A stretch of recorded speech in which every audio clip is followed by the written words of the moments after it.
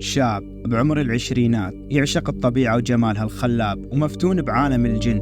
ذهب في يوم من الأيام إلى مزرعة جدة حتى يغير جو ويستنشق هواء طبيعي. كان عنده شغف غير طبيعي بعالم الجن، كان مصر على أنه يعرف كافة تفاصيل حياتهم، وبالفعل من خلال حب العالم الجن واستطلاعه عنهم حصد الكثير من المعلومات عنهم وعن طبيعة حياتهم المرعبة. وصلت برحلته بالبحث في عالم الجن فضول غير طبيعي، قرر يقرأ كتب عنهم ويطبق بعض التعويذات والطلاسم لتحضير الجن وتسخيرهم لتنفيذ بعض الخدمات. وبعد فترة فعلا جاب كتاب متعلق بالسحر الأسود، كان مو مصدق أبدا أنه جاب هذا الكتاب وصار بين إيده. قال هذا الشخص أقرأ الكتاب في جو ممطر لأنه كان يحب الأجواء الممطرة، وفعلا بجو ممطر وعاصف قرر يقرأ الكتاب، بس كان له طقوس معينة. صعد الشاب الغرفة ببيت جدة بالمزرعة وشغل شموع النار بعد ما طفى جميع الإنارة، وقاعد يستمتع بقراءة الكتاب. وأثناء ما يقرأ بالصفحة الأولى ونقل للصفحة الثانية وهو مندمج بيها، وفجأة شعر بضيق بالتنفس لدرجة ما يقدر يلتقط أنفاسه. طلع برا من الغرفة وتوجه للمزرعة حتى يشم هوا نقي. وكان يقول الشاب لازم أقرأ الكتاب، وبدأ بالتجول بالمزرعة، بس كانت كبيرة جدا وكان يشوف أشجار كبيرة وأجواء باردة. قال الشاب لازم أشغل نار حتى أتدفى وأكمل قراءة الكتاب، وفعلا شغل الشاب نار وقعد يقرأ. وبعد ما اندمج بقراءة الكتاب سمع صوت حرمة كأنها مضيعة طفلها. صوتها كان عالي جدا في كل أرجاء المزرعة، وفجأة صار مثل الزلزال بالمزرعة. وصل الزلزال إلى الشاب وطفى النار. هنا قام يدرك وجود الجن وشاف علامات وجودهم. طبعا خاف الشاب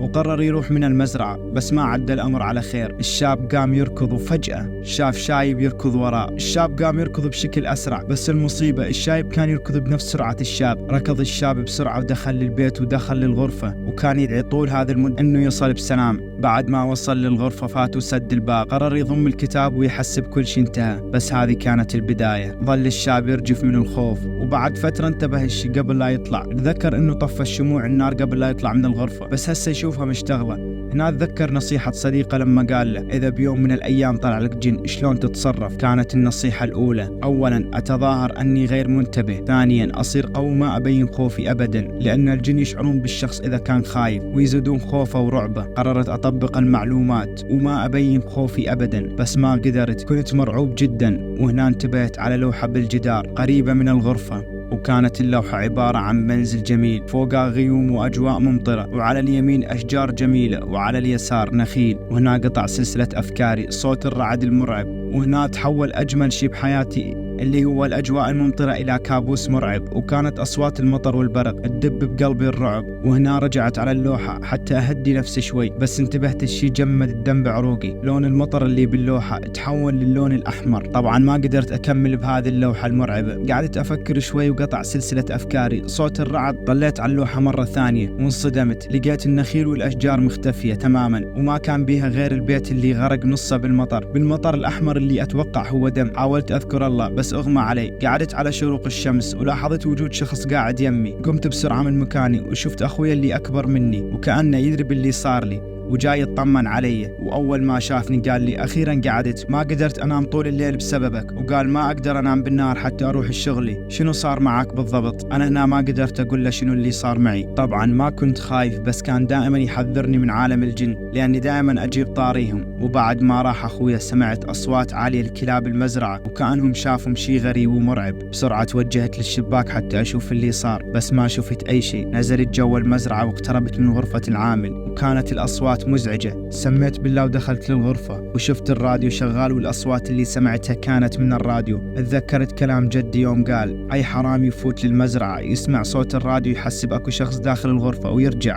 توجهت للغرفة الثانية وكانت مهجورة، وأول ما وصلتها حسيت بالرعب والخوف وجسمي يرجف بشكل كامل. تذكرت وصية صديقي اللي قال لي إذا شفت الجن تصرف كأنك ما شفت شيء ولا تحاول تبين خوفك. بس صار معي أحداث مرعبة. سمعت أصوات امرأة تصرخ وأصوات أطفال يلعبون. أنا هنا حاولت بقدر الإمكان ما أبين خوفي، حتى شفت سيارة متوجهة لباب المزرعة. حسيت براحة، وبصراحة استغربت لأني ما كنت أحس إنه الأمور اللي صارت معي تخوفني. وصلت السيارة وكان براسي 1000 سؤال، يمكن هذا من الجن أو يمكن عابر سبيل. بس لحظة، إذا هذا عابر سبيل ليش الكلاب ما تنبح عليه؟ أحس راسي راح ينفجر من التفكير. وقفت السيارة وانتظرت أكثر من ربع ساعة وما نزل منها أي شخص. هنا حسيت بالخوف وقررت أروح للسيارة وأشوف شنو سالفتها، ورحت وفتحت الباب وطلع صديقي اللي كان ينصحني من الجن. أنا هنا ارتاحيت وارتكيت على السيارة من الفرحة. نزل من السيارة وسلم علي وخلاني أنسى كل اللي صار لي. حكيت له عن اللي صار معي وعن الكتاب المرعب. طبعا هنا هداني وقال لي اطمئن، هذه تخيلات مو حقيقة. قال لي امشي ارجع للبيت